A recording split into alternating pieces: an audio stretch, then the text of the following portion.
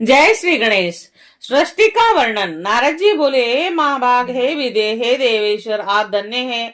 आपने आज यह शिव की परम पावनी अद्भुत कथा सुनाई है। इसमें सदा शिव की लिंगोत्पत्ति की जो कथा हमने सुनी है वह महादिव्य, कल्याणकारी और अद्भुत है, और इसके प्रभाव मात्र ही को ही सुनकर सुनकर दुख नष्ट हो जाते हैं। और इस कथा के पश्चात जो हुआ उसका महामात्य और उसके चरित्र का वर्णन करें। यह सृष्टि किस प्रकार से हुई और इसका भी आप विशेष रूप से वर्णन करें। ब्रह्मा जी बोले, आपने ये उचित ही पूछा है। तदंतर जो हुआ और मैंने जैसा पहले सुना है वैसा ही मैं संक्षेप में भी कहूंगा। हे विपेंद्र, जब सनातन देव शिव अपने स्वरूप में अंतर्ध्यान हो गए तब मैंने और भगवान शिव ने महान सुख की अनुभूति की। तद अंतर हम दोनों ब्रह्मा और विष्णु ने अपने अपने हंस और वराह रूप का परित्याग किया। सृष्टि रचना और उसके पालन की इच्छा से हम दोनों उस शिव की माया के दोनों प्रकारों से गिर गए। और नारद जी बोले, हे विद्ये, हे महाप्राज्ञ ब्राह्मण, मेरे हृदय में महान संदेह है। अतुलनीय कृपा करके शीघ्र ही उसको नष्ट करें। अन्य रूपों को छोड़कर आप दोनों ने हंस और वराह का ही रूप क्यों धारण किया और इसका क्या कारण है, बताइए। सूची बोले, महात्मा नारद जी का यह वचन सुनकर ब्रह्मा ने शिव के चरणार बिंदु का स्मरण करके आदर पूर्वक यह कहना प्रारंभ किया। ब्रह्मा जी बोले, हंस की निश्चल गति ऊपर की ओर गमन करने में होती है और जल और दूध को पृथक पृथक करने के समान तत्व और अतत्व को भी जानने में वह समर्थ होता है। अज्ञान एवं ज्ञान के तत्व का विवेचन हंस ही कर सकता है, और इसीलिए सृष्टिकर्ता मुझ ब्रह्मा ने हंस का रूप धारण किया।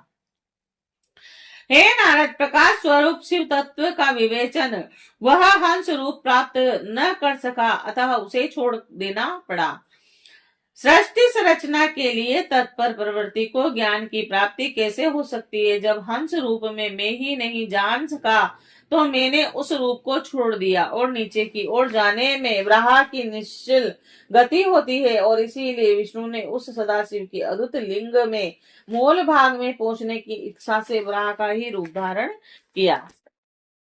अथवा संसार का पालन करने वाले विष्णु ने जगत के वराह कल्प को बनाने के लिए उस वराह को धारण किया, और जिस दिन भगवान ने उस रूप को धारण किया उसी दिन से वह श्वेत वराह संज्ञक कल्प प्रारंभ हुआ।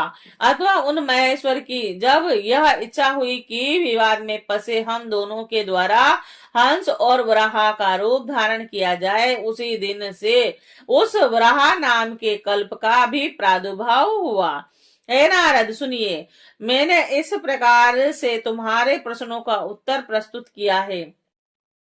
हे मुने, अब सदाशिव के चरण कमल का स्मरण करके मैं सृष्टि सर्जन की विधि बता रहा हूं। ब्रह्मा जी बोले, हे मुने, जब महादेव जी अंतर्ध्यान हो गए तब मैं उनकी आज्ञा का पालन करने के लिए ध्यान मग्न और कर्तव्य का विचार करने लगा। उस समय भगवान शंकर को नमस्कार करके श्री हरि से आज्ञा पाकर परमानंद को प्राप्त होकर मैंने सृष्टि करने का ही निश्चय किया है। तात भगवान विष्णु भी वहां सदाशिव को प्रणाम करके मुझे उपदेश देकर तत्काल अदृश्य हो गए।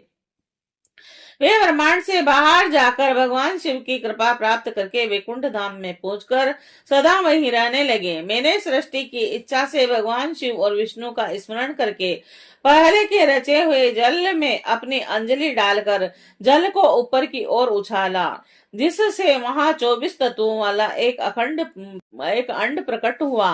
हे विप्र, उस जल रूप अंडज को मैं देख भी न सका, इतने में वह विराट आकार वाला हो गया। उसमें चेतना न देखकर मुझे बड़ा संशय हुआ और मैं अत्यंत कठोर तप करने लगा और 12 वर्षों तक मैं भगवान विष्णु के चिंतन में लगा रहा। हे तात, उस समय के पूर्ण होने पर भगवान श्री हरि स्वयं प्रकट हुए और बड़े प्रेम से मेरे अंगों का स्पर्श करते हुए मुझ में प्रसन्नता पूर्वक कहने लगे। भगवान विष्णु बोले, हे ब्राह्मण, आप और मांगिए, मैं प्रसन्न हूँ और मुझे आपके लिए कुछ भी अदेय नहीं है। भगवान शिव की कृपा से मैं सब कुछ देने में समर्थ हूँ। ब्रह्मा जी बोले, हे महाभाग, आपने जो मुझ पर कृपा की है वह सर्वथा उचित ही है, क्योंकि भगवान शंकर ने मुझे आपके हाथों में सौंप दिया था। और हे विष्णु, आपको नमस्कार है। आज मैं आपसे जो कुछ मांगता हूँ उसे दीजिए। हे प्रभु, ये विराट रूप तथा 24 तत्वों से बना हुआ अखंड किसी तरह चेतन नहीं हो रहा है और यह जड़ीभूत दिखाई देता है। और हे हरे, इस समय भगवान शिव की कृपा से आप यहाँ प्रकट हुए हैं। अंत शंकर की शक्ति से संभूत इस अंडज में चेतना लाइए। मेरा ऐसा करने पर शिव की आज्ञा में तत्पर रहने वाले महाविष्णु ने अनंत रूप का आश्रय लेकर उस अंडज में प्रवेश किया और उस समय उन परम पुरुष के सहस्त्रों मस्तक, सहस्त्रों नेत्र और सहस्त्रों पैर थे और उन्होंने भूमि को सब ओर से घेर कर उस अंडज को व्याप्त कर दिया। और मेरे द्वारा भलीभांति स्तुति किए जाने पर जब श्री विष्णु ने उस अंडज में प्रवेश किया तब वह 24 तत्वों वाला अंडज सचेतन हो गया और पाताल से लेकर सत्य लोक तक की अवधि वाले उस अंडज के रूप में वहां विराट श्री हरि ही विराजमान रहे थे। पंचमुख महादेव ने केवल अपने रहने के लिए सुरम्य कैलाश नगर का निर्माण किया और जो सब लोकों से ऊपर सुशोभित होता है। हे देव ऋषि, संपूर्ण ब्रह्मांड का नाश हो जाने पर भी वैकुंठ और कैलाश, उन दोनों का भी कभी नाश नहीं होता। हे मुनि श्रेष्ठ, मैं सत्य लोक का आश्रय लेकर रहता हूँ। हे तात, महादेव जी की आज्ञा से ही मुझ में सृष्टि रचने की इच्छा उत्पन्न हुई है। हे तात, जब मैं सृष्टि की इच्छा से चिंतन करने लगा उस समय पहले मुझसे पाप पूर्ण तमोगुणी सृष्टि का प्रादुर्भाव हुआ और जिसे अविघा पंचक यानी पंच प्रवाह अविद्या कहते हैं। उसके पश्चात प्रसन्नचित मैंने यथावर संजक मुख्य सर्ग, पहले सर्ग की रचना की जो सृष्टि सामर्थ्य से रहित था। पुनः शिव की आज्ञा से मैंने ध्यान किया और उस मुख्य स्वर्ग को वैसा ही देखकर अपना कार्य साधने के लिए सृष्टि करने के इच्छुक मैंने दुख से परिपूर्ण त्रियक स्त्रोत तिरछे उड़ने वाले सर्ग यानी दूसरे सर्ग का सृजन किया और वह भी पुरुषार्थ साधक नहीं था। उसे भी पुरुषार्थ साधन की शक्ति से रहित जानकर जब मैं पुनः सृष्टि चिंतन करने लगा तब उसमें शीघ्र ही तीसरे सात्विक सर्ग का प्रादुर्भाव हुआ और जिसे उद्धव श्रोता कहते हैं। वह देव स्वर्ग के नाम से विख्यात हुआ और यह देव स्वर्ग सत्यवादी तथा अत्यंत सुखदायक है और उसे भी पुरुषार्थ साधन से रहित मानकर मैंने अन्य स्वर्ग के लिए अपने स्वामी शिव का चिंतन आरंभ किया। तब भगवान शंकर की आज्ञा से एक रजोगुणी सृष्टि का प्रादुर्भाव हुआ और जिसे अवार्क श्रोता यानी चौथा स्वर्ग कहा गया, जो मनुष्य स्वर्ग कहलाता है। वह स्वर्ग पुरुषार्थ साधक का अधिकारी हुआ। तदंतर महादेव जी की आज्ञा से भूत आदि की सृष्टि, भूत स्वर्ग, पांचवा सर्ग हुई और इस प्रकार मैंने पांच प्रकार की सृष्टि की। इसके अतिरिक्त 3 प्रकार के स्वर्ग मुझ ब्रह्मा और प्रकृति के सानिध्य से उत्पन्न हुए और इनमें पहला महत्व का स्वर्ग है और दूसरा सूक्ष्म भूतों अर्थात तन मात्राओं का सर्ग है और तीसरा वैकारिक सर्ग कहलाता है और इस तरह यह 3 प्रकार के सर्ग हैं। प्राकृत और विकृत दोनों प्रकार के सर्गों को मिलाने से 8 सर्ग होते हैं और इनके अतिरिक्त 9वां कौमार सर्ग है जो प्राकृत और विकृत भी है और इन सब के अवान्तर भेद हैं और इनका वर्णन मैं नहीं कर सकता। इसका उपयोग बहुत थोड़ा है। अब मैं द्विजात्मक स्वर्ग का वर्णन कर रहा हूं। इसी का दूसरा नाम कुमार स्वर्ग है और इसमें सनक सनंदन आदि कुमारों की महान सृष्टि हुई है। सनक आदि मेरे 5 मानस पुत्र हैं जो मुझ ब्रह्मा की ही संतान समान हैं और वे महान वैराग्य से संपन्न तथा उत्तम व्रत का पालन करने वाले हैं। उनका मन सदा भगवान शिव के चिंतन में ही लगा रहता है। वे संसार से विमुख एवं ज्ञानी हैं। उन्होंने मेरे आदेश पर भी सृष्टि के कार्य में मन नहीं लगाया।